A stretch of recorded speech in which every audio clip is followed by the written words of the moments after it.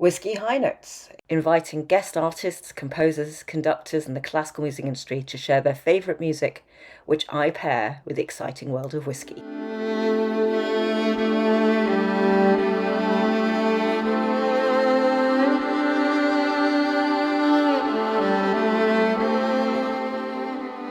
Hello, good afternoon, and welcome to Whisky High Notes. I'm your host, Naomi Belshaw, for my wonderful podcast, which is hosted at the Soho Whisky Club, where we are right now, which is pairing classical music with whiskey.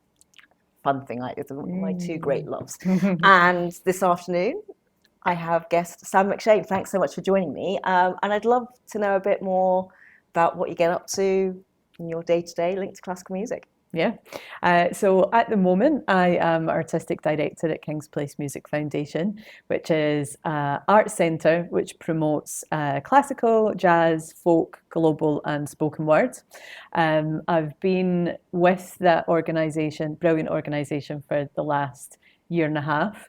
And prior to that, music, and classical music in particular, has always been like a huge part of my life, from studying to working with various different orchestras and working with students at the Royal Conservatoire of Scotland as well. Oh wow, yeah. I think you were based at the Manchester Camerata at one point, weren't that's you? right. Yeah, that's right. So it's nice to, and I suppose, is it fun being in London now and being based down here? Yeah, it's a massive change. So Yeah. when I worked for Camerata, which was directly before coming to London, I was still living in Scotland. All right. So I was sort of doing a lot of travel on the motorway. So coming from Scotland to London is a huge difference. And to be honest, like in the beginning, it's quite a shock. Yeah. People always talk about like the busyness of London, and it is so intense, but it's also so rewarding as well. So I'm really enjoying it. Yeah, and King's Place, there's just so much to see and so much on it. Yeah. It's always exciting. So as part of my podcast, I have a section with quick fire questions. So I'm just going to throw out these questions and you tell me your answer. Okay. Okay. Peaty or floral? Floral. Room temperature or chilled? Room temperature. Okay. Yeah. And distillery or independent bottler? Ooh.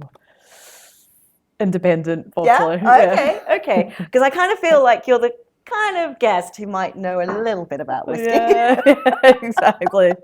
So this afternoon I have a mixture of different things. There is one distillery in there, but they are all Scottish linked. Excellent. I don't know how to Love deliberate.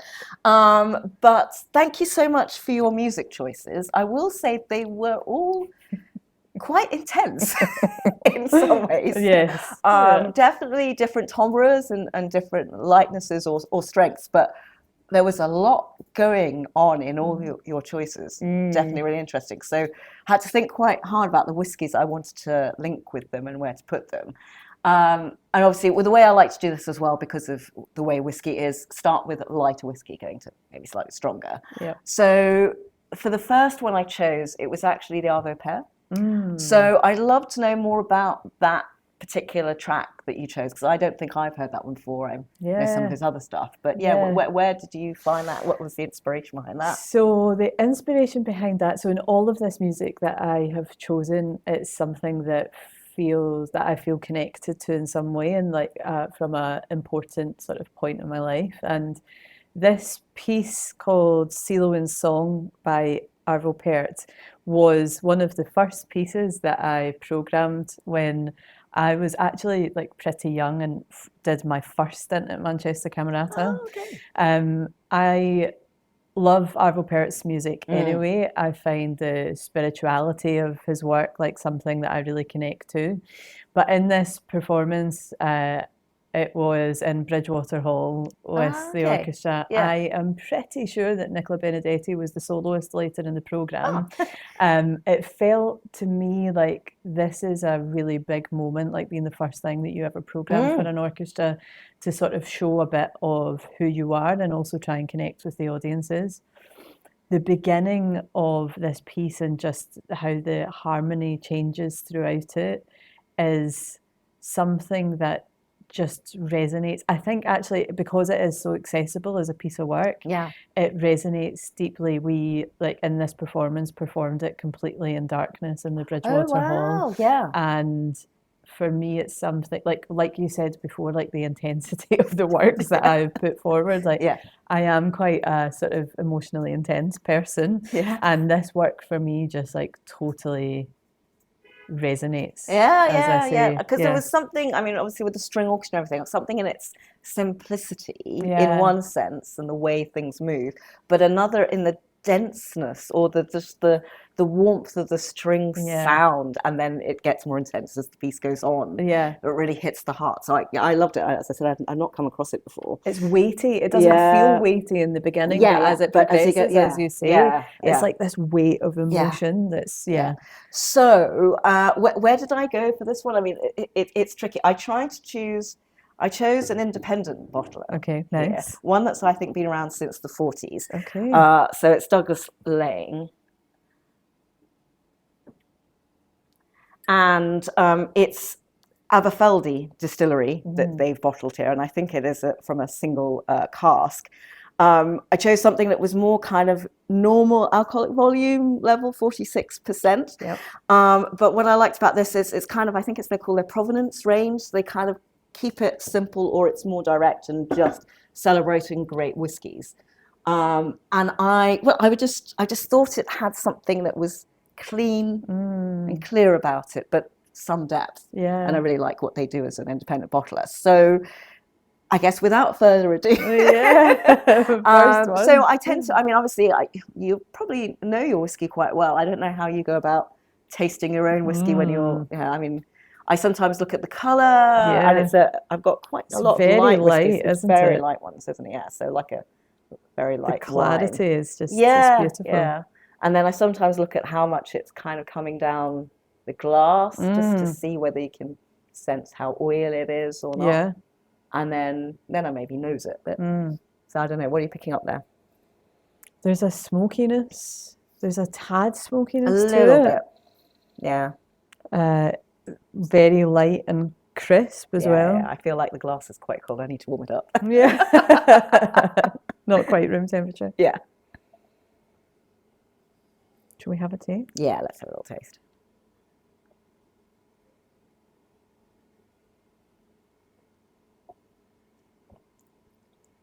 So there's a little bit of pepperiness on it. Yeah, the pepperiness as opposed to smokiness. Yeah, that's what I actually. said. Yeah. Yeah, that's really coming through. Yeah.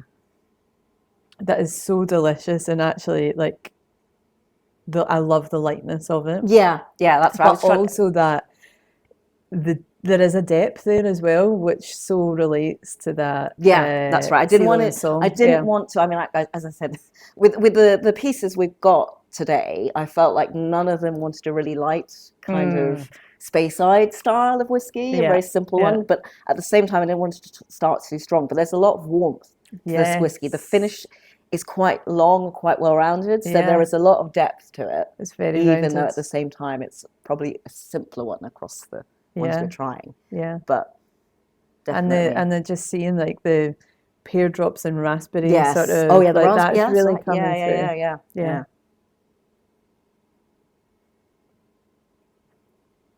So do you find you go back to composers that you picked up in early programming, and it weaves through from early years to now? Because if you're so involved in It's so artistic planning now. Yeah, and like obviously actually putting together programs is a massive part of what I do.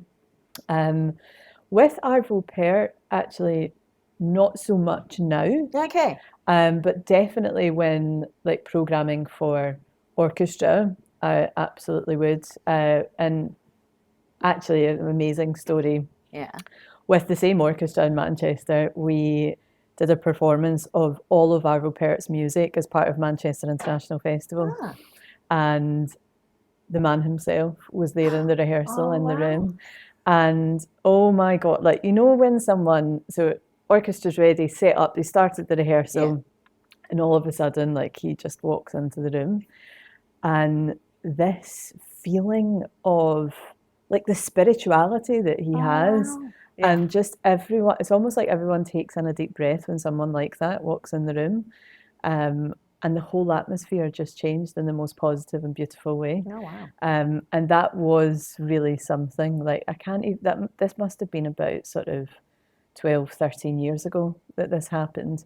But Alex Poots, who was the director of Manchester International Festival at the time, sort of brought it all together. And it was such a special moment for Manchester. And so, yeah, I think that it's funny in our industry, isn't it? Because even in selecting these pieces of music today, you sort of think, oh, what are other people's sort of thoughts and opinions of what the music that you choose is? And I think that because Arvo Pärt, a lot of his music is so accessible. It sometimes feels like there is a sort of snootiness, and there can be, like, in the industry, maybe not so much towards Arvo Pärt's music. There are to some composers, I think. But there are towards some composers. And what one of the things that I really enjoy doing when I'm programming is creating an experience for the audience that has lots. It's almost like a tasting menu, if you like. And so making sure there's like really visceral works in there that the audience can feel less like they're a passive listener and more like they're literally affected by it. But then, of course, in a program like that, you need these like gorgeous, like beautiful pieces, like a lot of Arvo Pärt's music that can pair really well with it. Well, I mean, sometimes some of his music, because I know Spiegel and Spiegel, because I play violin, it's almost like a sorbet or something like that. It's a real palate cleanser. And there is beauty in the simplicity, and it may be a piece that maybe more than a handful of violinists could play, but to get it right, there is so much intensity in the simplicity of the singular violin notes. So there is something that is very clever in what he crafts that I think really makes them stand out. That's it. I feel like it's Arvo Pärt's music is programmed quite a lot, but actually to hear an incredible performance of Pärt is something that's very, very special, and it does need, like, on the page, as you say, it might look like quite simple writing, but the emotional depth and intensity is something that when you get that right, it's just like sensational. Well, anyway, this is just a start. So if we maybe line them up over here, so we can try not to mix them up. Okay. The second piece I chose, I'm actually trying to remember now. No, I do remember, was actually the Poulenc. Yes. So French composer. But again, this wasn't what I expected when I saw the piece and thought, okay, it would be something feeling quite French, but it's actually, again, it's quite intense. The way that the French horn is played and the kind of different timbres and sounds, they're really harsh at points. And I read up on the piece, and it is about a horn player who passed away, and it's in memorandum of this British horn player, wasn't it? Yeah, absolutely. So tell us more about this piece. The link to the piece is I wanted to represent something from my like early days and like what introduced me to music, and French horn was my instrument, and originally started with tenor horn actually. And I was from an area that didn't have like a huge amount of brass banding, and so I naturally kind of moved over to the French horn.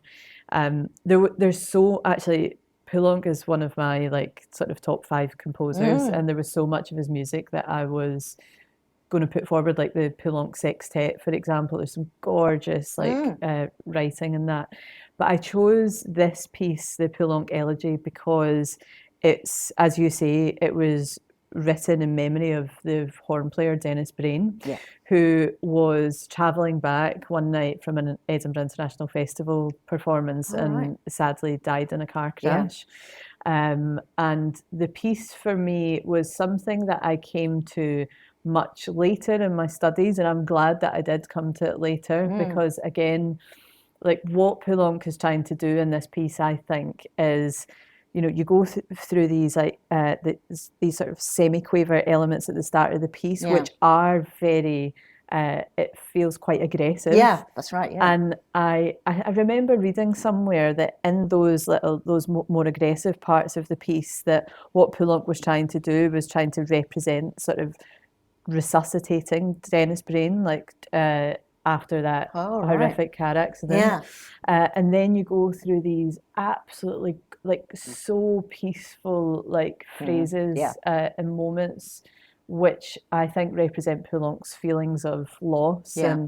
And as a horn player, it is pretty, like for me anyway, Yeah. I Yeah. found it like the start and the more aggressive part's fine, Yeah. but then you turn the page and you start and it's like pianissimo, I'm pretty sure, and you have to come in this top A, which is like quite a, and it's a really challenging piece to play.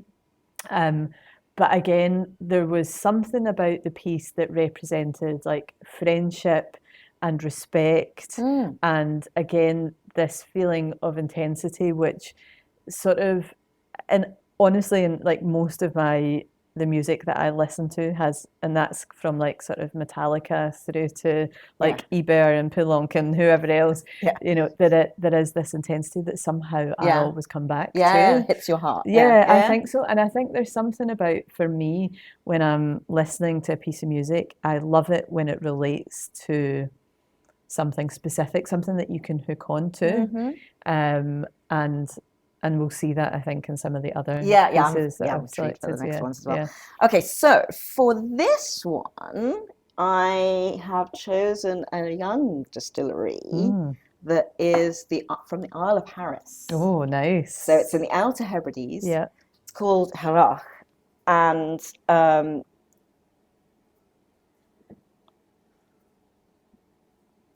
yeah, and it's got, first of all, it's got such a lovely bottle. Okay, this is a slightly more straightforward ABV. I think it's 46% as well. Yeah. But I think this is the first bottling they did. Oh, wow. In 2023. Yeah.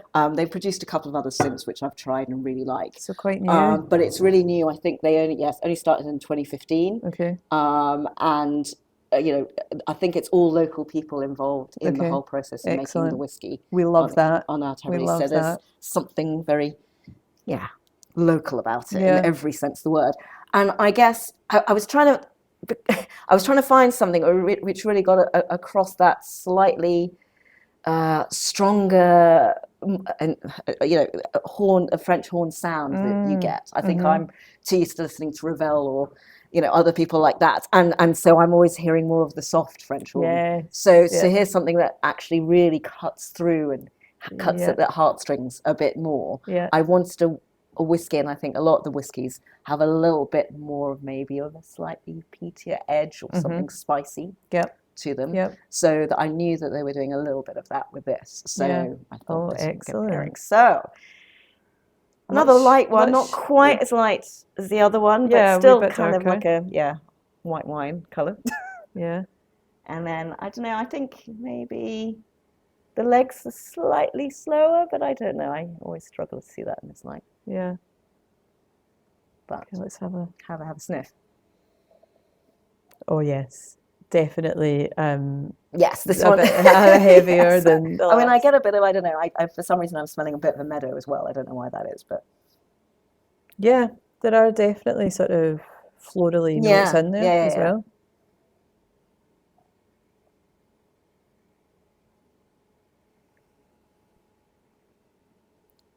But there's a nice, yeah.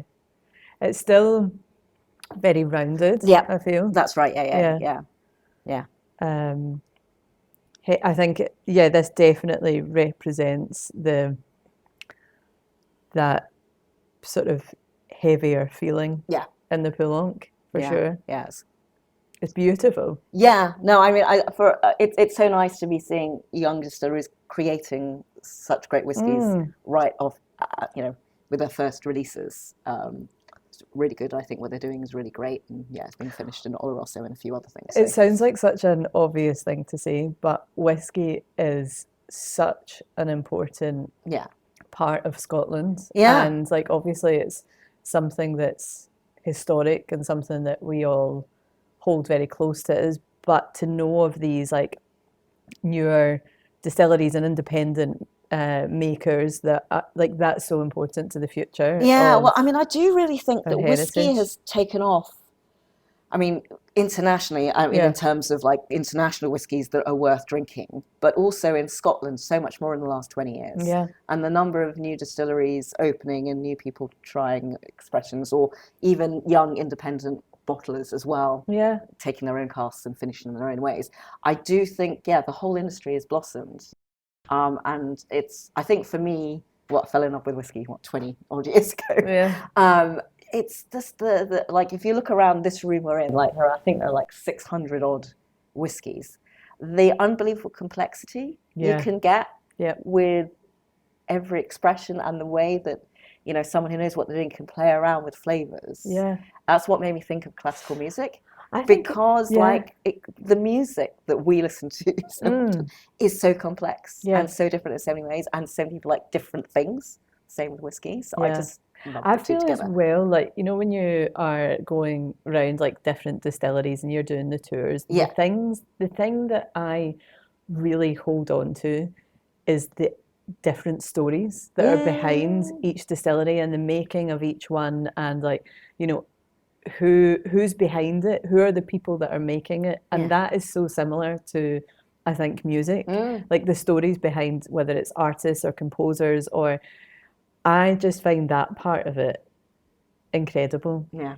And we recently, me and my husband did a bit of a distillery tour, Oh, and yeah. it was those individual stories that I think I really cling on to. And it's the same as I think when you have a like just say a vinyl at home, or Yeah. there's something about like the artwork or the artist Oh, that, yes. that makes you proud Yeah, no, to yeah. hold on to Definitely, it, especially with and vinyl. something that you can share with friends, like the Yeah. stories behind each Yeah. one, which is beautiful. Where did you tour? What distilleries were involved in your tour? So we were in Arran, and Oh, yeah, yeah. so actually it was my husband's stag weekend, Oh, okay. and I went along for a day, which everyone was sort of shaking their heads at and weren't very approving of it. But yeah, it was amazing. I was just there for like sort of half a day, but yeah, amazing. it was great. Okay, I'm just going to have a little bit more of this. Yes. Just to, make sure we leave something. Over 600 bottles. And I think so. Yeah, Yeah, it's I mean, I incredible. haven't stood and counted them, but I Yeah. think that's what I'm told. Yeah, it's amazing. Yeah. But yeah, there's definitely depth to this. But I still, I think we maybe take up the ante up soon. Yeah. So, where could I go to next from your list of music? Now, I mean, the two pieces that are left, as you all know, get even more intense. And I mean, I seriously now mean intense. So I next chose the John Adams. Now, also interestingly, because I actually looked this up on Apple Music to create a playlist, for some reason, the composer is listed as Justin Adams. I think that is because did Justin, who I assume is John's son, orchestrated it, because it was originally that's really interesting, because I was trying to work that out. I think that's why. Because so this John Adams piece, which you can tell us more about, does come from an opera. Yes. So tell us more about the story behind why you chose this and where that comes from. Okay. Yeah. So the piece as a whole is called Dr. Atomic Symphony by John Adams. Originally an opera, it was reorchestrated into an orchestral suite. Yeah. It's essentially about, so actually John Adams worked with Peter Sellers as librettist on the original opera. Yeah. The whole opera is about Robert Oppenheimer, and it's about Oppenheimer coming to terms with the creation of the atom bomb. And it is an incredibly powerful piece. Yeah. It uses like some of, actually in this particular movement, they use a dawn sonnet. And basically this sonnet is about sort of the writer's sort of conversation with God, and trying to come to terms with faith and their struggle with faith. And it's a like it's a pretty heavy sonnet. Yeah. I'm trying to remember the sort of opening line. I think it's "Batter me, three-personed God" or something like that. Right. It's definitely like worth a read. And Yeah. actually, so there's two recordings of this. I've chose the orchestral suite. Yeah. Yeah. There's a recording of Gerald Finlay singing this aria, wow. which Right. is absolutely sublime as Yeah. well. Oh, wow. So the reason why I chose this was my connection to this specific recording. I was around. I was working with the Royal Scottish National Orchestra at the time. That orchestra is a thing that will always be very, very close to my heart. I grew up going to RSNO concerts when I was sort of, I mean, I'd say sort of from about the age of 12, 13, when Wow. music had Yeah. eventually been sort of introduced, or classical music had been introduced to me.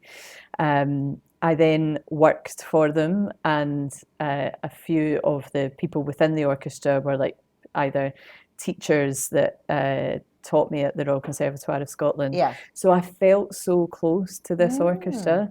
And actually, when I left, I remember going to a prom that they did, and they were playing Chike 5, and obviously that big, amazing horn solo. And I was so attached to this orchestra that I was in tears, like with that final concert. They're amazing, amazing individuals, like within it. And this piece I had never come across before. I didn't know anything about the opera. Peter Ungen, who was RSNO's music director at the time, was conducting. Again, I had a great relationship with him. And this is a very personal thing, but I need to say it to show why it was an important piece.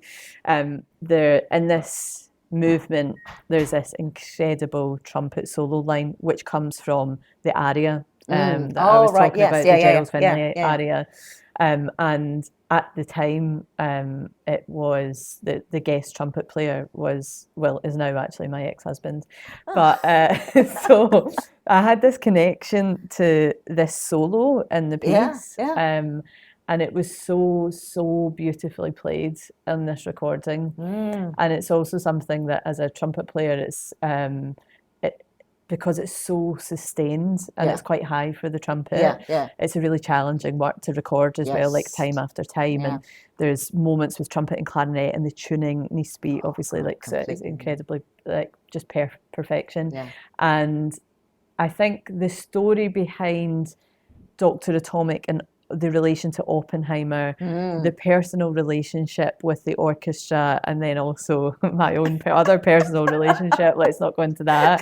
All of that came to me as it's just a moment in time that I will never ever forget. And John Adams as a composer, to me, I just love his music, like his chamber symphony, a lot of his other chamber work as well. I really resonates. Yeah, no, I mean, it's such a powerful piece, or the part you select, Trinity. I think it is. I mean, it's just unbelievable, the power of the instruments, the story it's telling. Is just really, really, and at this point in this movement, I think it's supposed to represent the feelings just before the detonation. And it's sort of and it absolutely conveys all of those feelings that Oppenheimer and his team must have been feeling. I mean, I think you can feel it quite emotionally, especially when you know that's what it's about. No, I mean, as I say, I've had a few days of intense listening. So, so where could I go with this one? I mean, I thought long and hard about this because the next piece also has a lot going on. So I went to an independent bottler.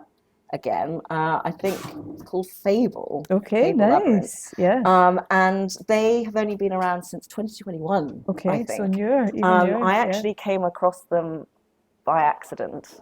I actually bought a bottle while I was in Hereford. Okay. So I was there for Three Choirs Festival, and someone showed me a shop which had lots of whiskies. And I loved the packaging. I loved the kind of design of the label, and then it's also put in paper wrapping inside the box as well. And I think the whole idea of the bottles is they are telling stories and fables as part of the releases. And apparently each release on this particular one, Labyrinth, I guess, was about some fabled ghost piper. Okay. And so this is an Inchgower, 10-year-old, and apparently this is part of a story where I think the piper beats some fairies at a competition or something like that and wins. I thought you meant physically beats them. I was like, oh no, that's a terrible fable.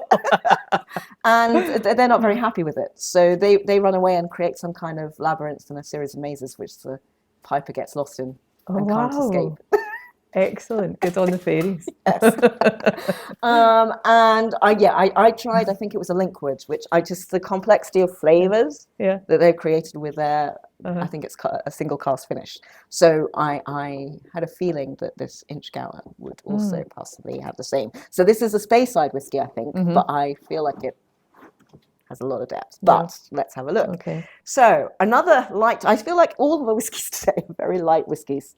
Nothing even approaching golden, but I think they're all natural colour. So let's just wait again. Yeah. Oh wow. Oh yeah. It's really bold. Yes. Quite. I feel like plummy kind of. Yes. I get a bit of coming through. Plums, almost cider. Yes. Yeah. Beautiful. Yeah.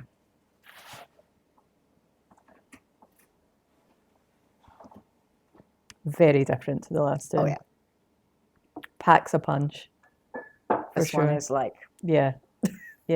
very broad. Which represents. I mean, I was just trying to get the denseness of the brass. Do you know what? This is so impressive that you have. Part of me was thinking, what a challenge in pairing whiskies with some of this music, especially some of the music that I've chosen. Yeah. And you have done it so well. Oh, thank you. Honestly, you would think, I think, you really need to try the whiskey while listening to the music. To be like, oh yeah, actually, this really is a great pairing. I mean, it's a fun part of my homework, I suppose. Yeah. I did try one or two other, and I was like, no, that's not right. And the warmth. No, that's what I mean. I think for me, there's so much. I suppose I'm going to say width in this whiskey for me, as well as depth. And I kind of was feeling that with the brass moments, and particularly the really, really loud sections, which are obviously really emotionally stirring. I was like, I need a whiskey that is that fat, essentially. And this one had it for me. Beautiful. And I have to admit, I think I've liked most of the Fable range I've tried to date, so I'd recommend them for sure. But yeah, there's just... You know what I'm going to have to do now, which is now buy all of these whiskies and sit at home and sit and, drink them all again. I mean, that's the whole idea. I mean, I think maybe I've gone a bit far with this podcasting that maybe some of these whiskies aren't easy to find. Yeah. But if people can get hold of them, then I would love it. If they but that feels even more special. Doesn't it? Exactly. Yeah, that's great. Yeah. So, well, I mean, where could I go from there? And obviously, I was thinking about the order of the pieces and what we're going to do. And obviously, I feel like, John Adams' piece, there is so much going on there. Yeah. It's a very angry piece at moments. The orchestra sound is crazy. But then you chose a piece by Anna Meredith, which I was like, where do I put that? And this piece by her, Nautilus, isn't it, is just crazy. It's relentless. Yeah. Totally relentless. I really want to know the story behind your choosing this. So this is, I would say, most of the music that I had proposed represents a sort of earlier part in my life, somehow, a connection earlier. This is something that feels much newer to me. And the reason that I selected it is because both Anna and also Dalia Stavenska, the conductor, who I believe commissioned this piece originally. I didn't know that. Okay, and so both of them represent, I think, a side to me, which I really sort of admire in them, which is that, Anna lives within all of these different genres. And I love that she has clearly taken this piece, which was originally part of her, I think, debut studio album, like Yeah, her was it electronica. the Varmints album? Or something? Varmints Yes, album, yeah. So she's sort of taken that, and I think in that album it was sort of her sort of attempt to move away a bit from her classical writing Yeah. and to sort of discover this like new outlet, and actually it's come back again Yeah. in this incredible force. Yeah. And so I love that. Dahlia is someone as well who I completely see within the classical music world. First of all, she's like completely taken it by storm right now. Yeah. She's this conductor that represents, I think, so many people, which is that we love all of these different genres of music, and we love the fact that someone's bringing it to orchestras, to our screens, to our listening in a completely fresh and vibrant way. And so it's like the pairing of these two individuals for me, like in this recording, that really means something. I feel like they represent, they're a great representation of like female artists, like working within classical music. There's that side of, accessibility, and not just being like, oh, I live over here and, I don't move away from this classical genre at all. And again, actually kind of much like the Adams and much like some of the other, like the Poulenc as well, the rhythmic intensity in this piece, like the brass, the percussion, it's a force to be reckoned with. And I was mentioning before in programming, like I love to create this visceral feeling for audiences, and I think that's because like I kind of really enjoy that myself as well. I want to feel somehow when I'm listening to music that it changes something sort of inside of me. And I think you most often find that either in like spiritually within something like Arvo Pärt, or something that just feels like it's a force of nature. That piece is kind of directly visceral right in front of you. It just kind of comes through like a wall of sound that just never stops. I mean, I think I've heard it once live with maybe the BBC Concert Orchestra or something like that. Oh, you've heard it live? I've never heard it live. So that was pretty amazing. But this is a really, really, really good recording, and I kind of think it shows the power of women in classical music. Yeah, absolutely. I think the two of them together, and for Anna Meredith, this is one of her, I think, most memorable pieces. I feel I've got friends who aren't really as into classical music who know that piece, and then the orchestral version. Yeah, I would definitely send this work to any like friends or like family who aren't really into classical, and be like, just listen to this and come back to me like with your thoughts on it afterwards, because it's kind of like listening to like the last movement of Chopin's 5 or something. You cannot help but be somehow affected by it. So I love the fact it's these two like really powerful women, but also powerful, but also the both of them are like somewhat understated, and they're just really cool about it all, like about the fact that they're exceptional like female artists, like they're just exceptional artists, like full stop, like without the female part. And apparently I think I heard an interview with Anna speaking about this piece, and obviously creating it electronically was one thing, but then rehearsing it with orchestra was really, really hard, because it's just like, because the brass and percussion, I think, just needs to be like so sort of like rhythmically, it has to be so on the beat. Well, I feel like time. The timing has to be perfect in order for it to grow in the right way. And if something missteps, then you lose the momentum. And you can tell it's off. Like I think when it's done right, you just know, that's why it's going and getting faster or crazier and making your mind go somewhere. But if it was off in any way between those different parts, then it wouldn't work. And I think that also like part of me, like I do really love bands like Metallica, like heavy metal and things like that. And I also believe that there's elements of like heavy metal music that relates to Baroque music, and like this is another thing that I believe sort of brings those two worlds together for me in a really interesting way. And I'd love to bring more parallels from other genres of music back into classical. I think people don't often see that or know the links. So where could I go? with a whiskey. Okay, so this is the last one I chose. Now, this is actually another independent bottler, but they're actually got their own bar in Brighton. Oh, wow, okay. And it's called, the brand's called Cut Your Wolf Loose. Cut Your Wolf Loose? Cut Your Wolf Loose, Okay. I believe. I think I've got that right.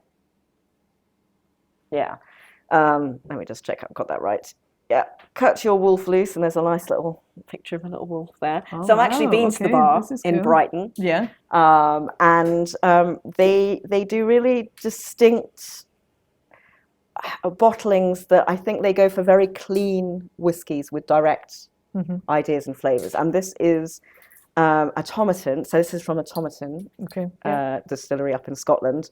And I think it might be from the Kubokan range, which is peated. Okay. So apparently they only do that 1 week a year or something like that. They do a special range. Right. Wow. So that's what they bottled in a hogshead here. So I felt like with this one, this is sorry, I should have said this one's cask strength, and so is this one. So this one was 59% volume. Okay. Right. Nice. And this one is equally close to that. Gosh, yeah, 59.4%. Okay. So there is something to be said in the alcohol, Yeah. which will add a bit of intensity. So this is a new independent. Yes, I think they've been around Quite a few new, years. Yes, yeah, that's right. Okay. Yeah.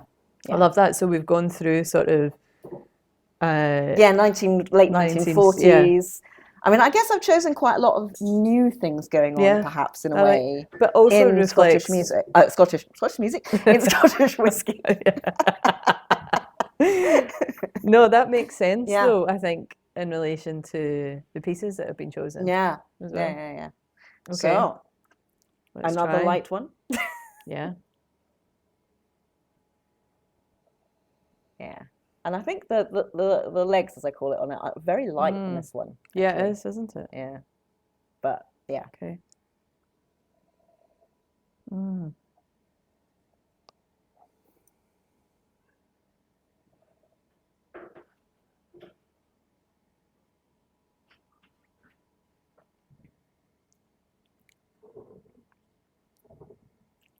Peppery. Yeah. I think I went with something that was, unlike the Fable, was a bit more direct. Yes, it is more Because direct, I feel for sure. with this piece from Anna, it's slightly just, we're going this way. Yeah, it's growing and it's going to grow and it's going to keep going. Yeah. So it's got quite a long finish, I think, but it's definitely more directive in its flavour direction with a bit of peat in the background. I get that directness that you're referring to in the piece as well, for sure. It's beautiful. I love how you have chosen, like, even though it's bold and direct, it has a lightness to it as well. Yeah. Which also, I think, reflects the music in a way. Like, there's sort of, yes, it's sort of rhythmically relentless, but the rhythms themselves are quite, quite bouncy in a way. Yeah.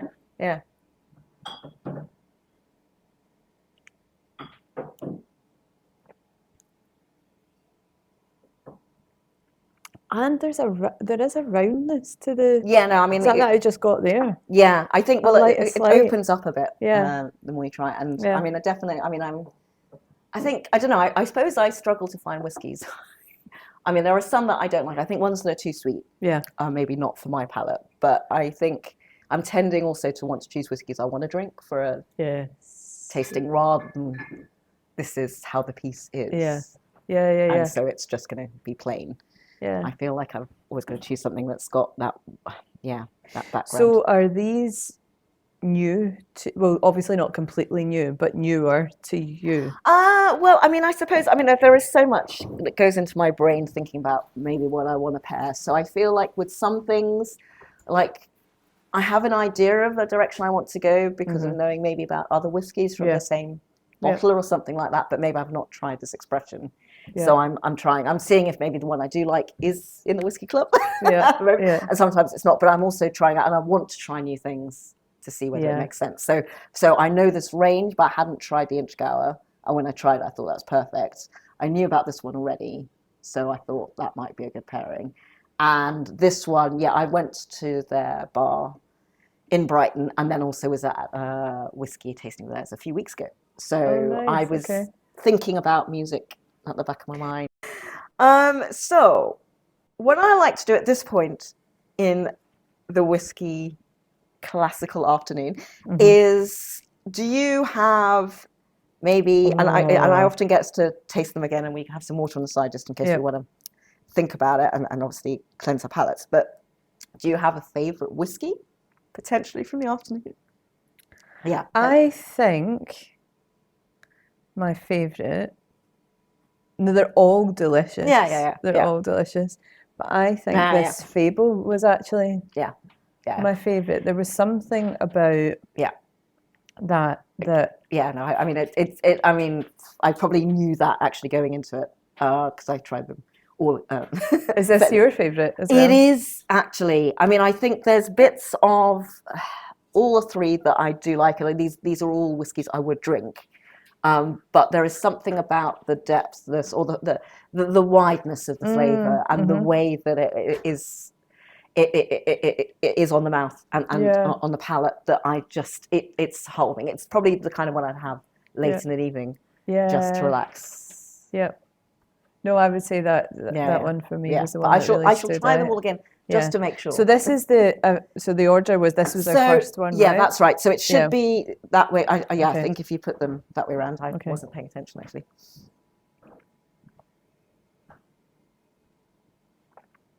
But I think what always gets tricky is the way that I would want to taste whiskies is that you always start off with the lighter ones, because if you go to too strong a one first, then it's hard for someone to kind of carry on and go. But it's also quite difficult when you are going from one to the one, and then you sort of like you start to plays with your mind a little bit about, okay, what am I tasting here? This I would say Outer Hebrides. Outer Hebrides. I would say there is a smokiness to that in comparison to the others. Yeah, for sure. Yeah, which I like. I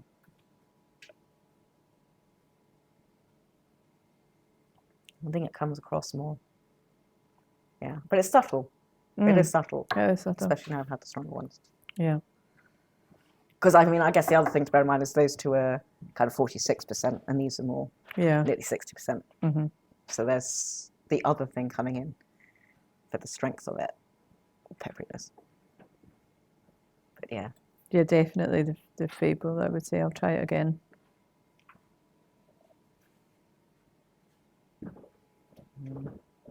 I don't know. I think for me, I love whiskies that are a mixture of salt and sweet. And for me, that has a little bit of sweet, rounded, caramelly elements, but then there's a little bit of salt in the background. Pepper, like the pepperiness of it, balances the sweetness of it. Yeah, definitely. And so, I suppose it's my kind of umami. Yeah.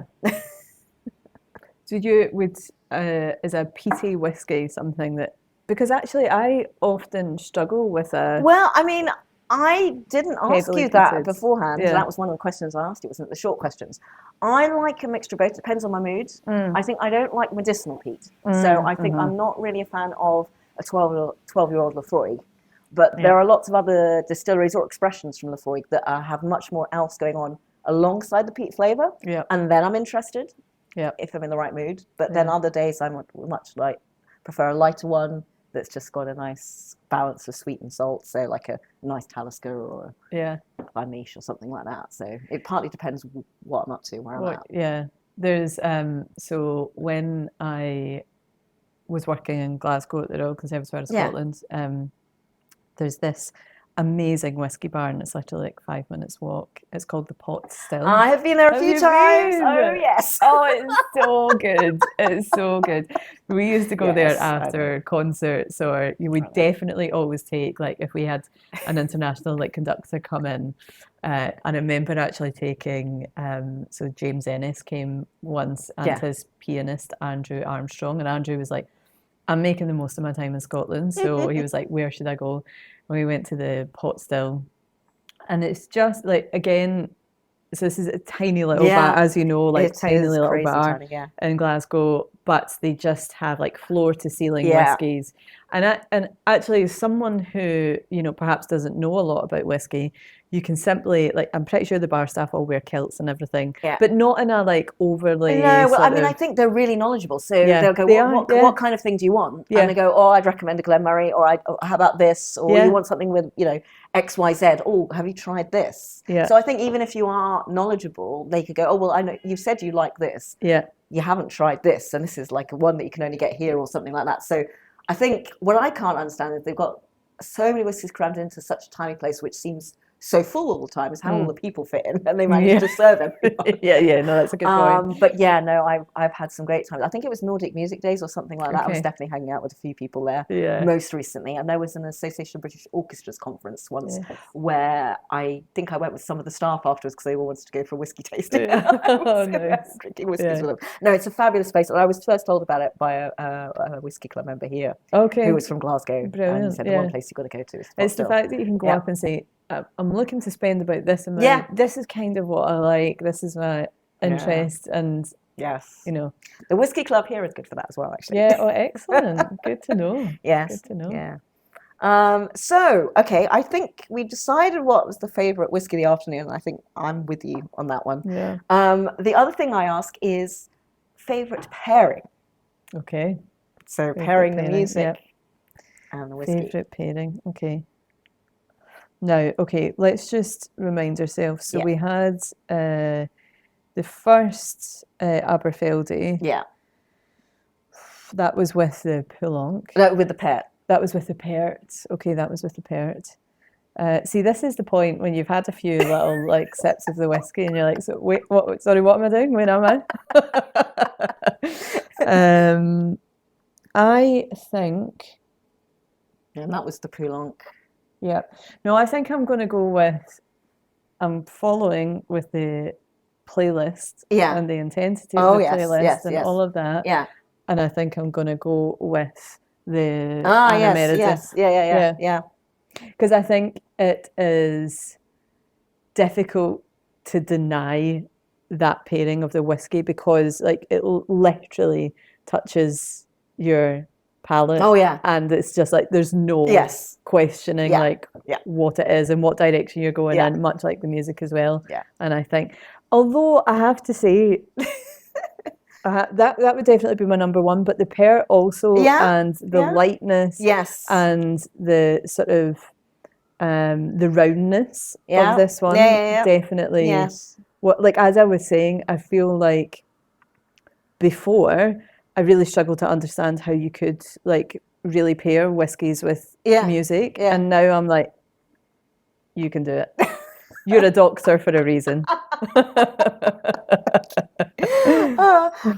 So I suppose the other thing, and I'm not quite sure when this podcast is going to come out, but I guess with what you're allowed to say, have you got anything that you've got, what have you got coming up in the next 6 months, the year that you can tell us about, or exciting themes or things you can mention? Or I don't know if you can or not. I don't know if I can, but I'm going to. Okay. Well, I can always. No, I'm pretty sure we can. Yeah. So first of all, this is announced. So in 2026, we have started a new Composer in Focus series, and this and next year in 2026, it's all around Steve Martland. Ah, brilliant! And, Steve as a person, I didn't actually personally know Steve, but I know a few people that I'm quite close to that have been. Wow. And the reason why we chose Steve was because, first of all, his music, actually, again, like a bit like the Adams, a bit like the Meredith, some of his Steve Martland Band music is like fiendishly difficult, so engaging, and so there's that part of it, and just wanting like audiences to like hear his music, connect with it, and the other side of it is that he was very socially and politically aware and very open with his feelings on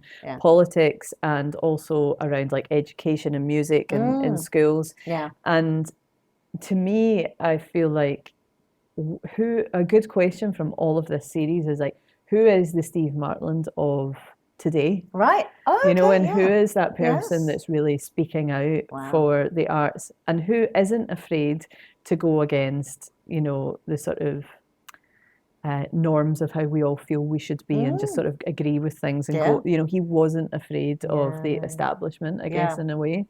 And so we're really looking forward to, like, Colin Curry's a big part of it, and Colin Curry Group is bringing together a sort of version of the Steve Martin band with a few of the original musicians in it, of which Colin was one of them. And then we've got Riot Ensemble doing dance works. We've got GBS Arjo, who are artists in residence, doing a concert sort of about Steve, but also about all of his connections to, like, Andreessen and lots of different connections. Wow. Then the one that's, like, sort of further away is that each year we have a Unwrapped theme, so it's something unwrapped, and we're going to be announcing the New World Unwrapped with a specific focus on North of America. And it feels like, so each year I feel like Unwrapped, we have an opportunity to tackle something that's current and something that isn't just about the music and the repertoire, but it's about something that the world's like a topical sort of issue. And I think within this, the New World Unwrapped, we'll have loads to explore, which will be, talks about, politics in America and, how some areas and some communities in America, like, have felt silenced and how that's affected artists. And we have a very, very exciting composer in focus that year. I won't say that, but it's super exciting. Okay, that's a great theme though. Lovely. Yeah, so I'm really looking forward to that. So while we finish our whiskies, I have just one more final question for you. Okay. What is the musical high note you are still chasing in your career? And what kind of whiskey do you imagine you'll pour yourself on the day you reach it? Oh, wow.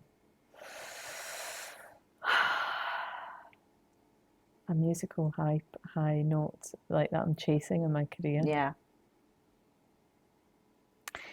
I would say that throughout my career, I really want to, the thing I love most about my job right now is working directly with artists. And as a venue, yes, you do work quite a bit with artists, but it's usually, unless you're an artist in residence or have some sort of longer term residency, you don't get that depth of engagement with artists. You're usually discussing, like, a couple of programs that they might do. Come in and come out again. Okay. And I think that what I'm chasing is, like, a sort of sustained impact and, like, difference that I can make with artists directly. And so that might be in the form of an incredibly successful, like, talent development scheme, and something actually that we started at Manchester Camerata, but I only really saw the first year out. But to feel like, I guess it comes back to, like, what difference have I made, really? And it's not about sort of one-off things here or there. It's like a real difference. And, like, I one of the things that I often talk about is my own background, and none of my family were musical. It was a very, like, working class background that I came from, and trying to make sure that opportunities are there to introduce people to, like, the huge impact that it can have on your life, like, whether that's just through friends that you meet or situations that you end up in, like whether it's going on tour somewhere with, like, your school band or just small things like that have such a huge impact in your life. So it's true. It's definitely about impact and feeling that. But my worry is that how do you know when you have really made an impact? I suppose you should look at the smaller thing. I mean, I think that is a difficult one. That is a difficult one. But I think for me, knowing a little bit of what you do, I think one of the things that I find inspiring or something to think about, because I work with composers, is on my side, I'm trying to just obviously try and get projects off the ground and make them happen for the composers and fulfill their dreams and their hopes. But it's also that connection with the audience, which I think you must have to have in your mind, or is so important, and something that I'm interested in is, like, how do you create music that also connects with and Yeah. reaches an audience, Yeah. not just the artist. So I think Yeah. there is something very powerful in what you do and being able to look at both sides Yeah. and kind of try and marry them up almost. That's the biggest challenge, is like telling these stories. And part of the reason that we brought in a composer and focus strand to our work was so that we can tell the story, not just of the music, but also who the person is behind the music. I think that's a really good idea. You know, and like Steve Martland, who's our first one, has so many different aspects to his character, and actually there's loads of people that were close to him that are going to be telling that story. That's going to be great for audience to get to know. It's and hopefully it will make audiences feel closer to him in some way and his music in some way. Yeah. So I mean, if you took that moment in point, what whiskey might you drink if an audience starts to get to know the Steve Martland that is less known? Whiskey that I really love is a Bunnahabhain. Ah, yes. And I just love so peatier sort of whiskies for me aren't like quite strong. Like peatiness isn't really for me. The Bunnahabhain I feel like has a freshness to it, has a lightness to it. It's something that I really enjoy drinking. And it's actually something that was introduced to me at the Pot Still at this amazing bar in Glasgow. And I told them, I'm looking for something just a bit different, maybe something I haven't tried before. And the Bunnahabhain came, and I love it. I love the bottle. I love. I mean, it's one of the hardest ones to spell. It's got so many. Exactly. But it's also, I think it's Islay, so it's one of the ones that is more unexpected. That is a lighter whiskey from the island that's known for its peat. But you know, it's one of my staple background ones that I would definitely come back to. But I haven't actually, ever really tried, some of the really premium whiskies. All right. That I have never really sort of. I guess my own whiskey journey is still sort of in exploration of whiskies, and so I've never really got to that point where I've tried a real premium one. I don't know. I mean, I feel like I've tried. Well, fun enough, I feel like I've tried one or two from closed distilleries and things like that have a certain price tag linked to them or certain age that and sometimes they can end up being a little bit more disappointing than a lesser known whiskey from an independent bottler that's been really well crafted. So I'm kind of sometimes in two minds about what I like. I mean, I feel like I'm just always discovering more and just trying to learn anyway.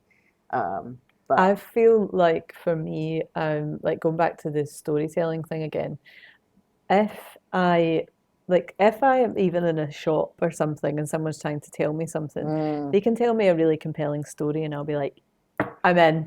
I'm all in. And it's the same as like a coffee shop. If you get to know someone, like that's it. I'm yours now. I am your customer.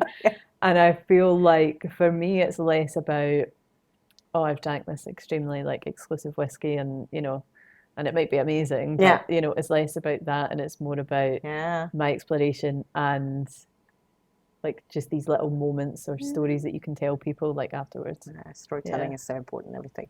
Well, thank you so much for joining me this afternoon. What an amazing afternoon. It's been great to see you and have you, and I'm looking forward to this coming out. Excellent. Thank you.